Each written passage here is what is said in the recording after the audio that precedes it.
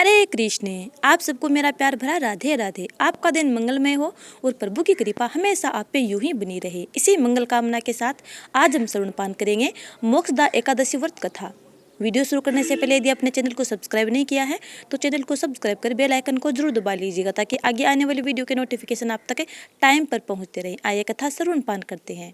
एक बार महाराज युधिष्ठिर भगवान श्री कृष्ण से बोले, आप तीनों लोगों के स्वामी, सबको सुख देने वाले और जगत के पति हैं। मैं आपको नमस्कार करता हूँ। हे देव, आप सबके हितैषी हैं, अतः मेरे संशय को दूर कर मुझे बतलाइए कि मार्गशीर्ष एकादशी का क्या नाम है। उस दिन कौन से देवता का पूजन किया जाता है और उसकी क्या विधि है, कृपया मुझे बताइए। भक्त वत्सल भगवान श्री कृष्ण कहने लगे कि धर्मराज, तुमने बड़ा ही उत्तम प्रश्न किया है। इसके सुनने से तुम्हारा यश संसार में फैलेगा। मार्गशीर्ष शुक्ल एकादशी अनेक पापों को नष्ट करने वाली है। इसका नाम मोक्षदा एकादशी है। इस दिन दामोदर भगवान की धूप दीप नैवेद्य आदि से भक्ति पूर्वक पूजा करनी चाहिए। अब इस विषय में मैं एक पुराणों की कथा कहता हूँ। गोकुल नाम के नगर में वेखानस नामक का राजा राज्य करता था। उसके राज्य में चारों वेदों के ज्ञाता ब्राह्मण रहते थे। वह राजा अपनी प्रजा का पुत्रवत पालन करता था। एक बार रात्रि में राजा ने एक स्वप्न देखा कि उसके पिता नरक में हैं। उसे बड़ा आश्चर्य हुआ। प्रातः वह विद्वान ब्राह्मणों के पास गया और अपना स्वप्न सुनाया। कहा, मैंने अपने पिता को नरक में कष्ट उठाते देखा है। उन्होंने मुझसे कहा है कि हे पुत्र, मैं नरक में पड़ा हूँ, यहाँ से तुम मुझे मुक्त कराओ। जब से मैंने ये वचन सुने तब से मैं बहुत बेचैन हूँ। चित्त में बड़ी अशांति हो रही है।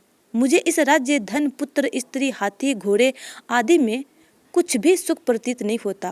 क्या करूं? राजा ने कहा, हे ब्राह्मण देवताओं, इस दुख के कारण मेरा सारा शरीर जल रहा है।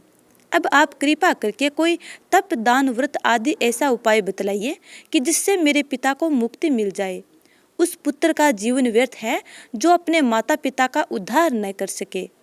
एक उत्तम पुत्र जो अपने माता पिता तथा पूर्वजों का उद्धार करता है, वह 1000 मूर्ख पुत्रों से अच्छा है।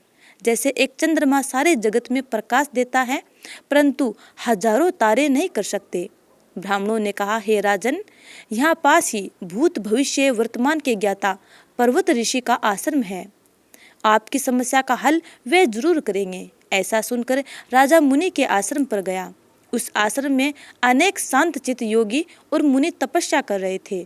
उसी जगह पर्वत मुनि बैठे थे। राजा ने मुनि को साष्टांग दंडवत प्रणाम किया। मुनि ने राजा से सांगोपांग कुशल पूछी। राजा ने कहा कि महाराज, आपकी कृपा से मेरे राज्य में सब कुशल है, लेकिन अकस्मात मेरे चित्त में अत्यंत अशांति होने लगी है। ऐसा सुनकर पर्वत मुनि ने आंखें बंद की और भूत विचारने लगे। फिर बोले, हे राजन, मैंने योग के बल से तुम्हारे पिता के कुकर्मों को जान लिया है। उन्होंने पूर्व जन्म में कामातुर होकर एक पत्नी को रति दी, किंतु सोत के कहने पर दूसरी पत्नी को ऋतु दान मांगने पर भी नहीं दिया। उसी पाप कर्म के कारण तुम्हारे पिता को नरक में जाना पड़ा। तब राजा ने कहा, इसका कोई उपाय बतलाइए। मुनि ने कहा, हे राजन, आप मार्गशीर्ष एकादशी का उपवास करें और उस उपवास के पुण्य को अपने पिता को संकल्प कर दें। इसके प्रभाव से आपके पिता की अवश्य नरक से मुक्ति होगी। मुनि के वचन सुनकर राजा महल में आया और मुनि के कहे अनुसार कुटुंब सहित मोक्षदा एकादशी का व्रत किया। इसके उपवास का पुण्य उसने पिता को अर्पण कर दिया। इसके प्रभाव से उसके पिता को मुक्ति मिल गई और स्वर्ग में जाते हुए वे अपने पुत्र से कहने लगे, हे पुत्र, तेरा कल्याण हो। यह कहकर स्वर्ग चले गए। मार्गशीर्ष मास के शुक्ल पक्ष के मोक्षदा एकादशी का जो व्रत करते हैं उनके समस्त पाप नष्ट हो जाते हैं। इस व्रत से बढ़कर मोक्ष देने वाला और कोई व्रत नहीं है। इस कथा के श्रवणपान करने से वाजपेय यज्ञ का फल मिलता है।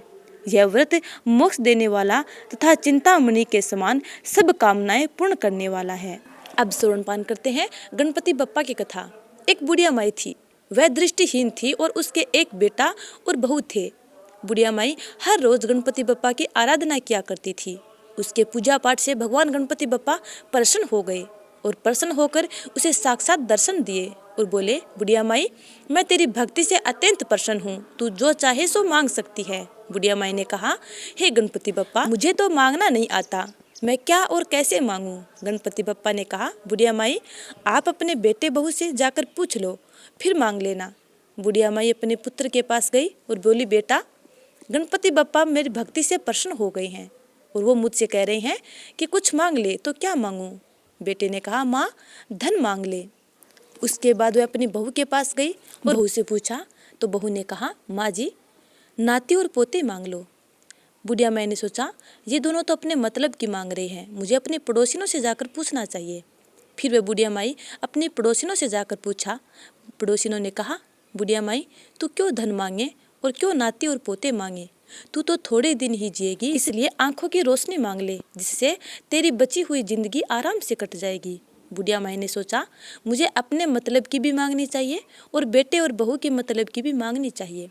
दूसरे दिन बुढ़िया माई गणपति बप्पा के पास गई और बोली, हे गणपति बप्पा, यदि आप मेरी भक्ति से प्रसन्न हैं तो मुझे 84 करोड़ का महल दे, सोने के कटोरे में दूध पीते हुए नाते और पोते दे, कंचन जैसी काया दे, अमर सुहाग दे और अंत में मोक्ष दे। बुढ़िया माई की मन इच्छा जानकर गणपति बप्पा ने कहा, हे बुढ़िया माई, तूने तो मुझे ठग लिया, किंतु जा, तूने जो मांगा है सब कुछ वैसा ही मिलेगा।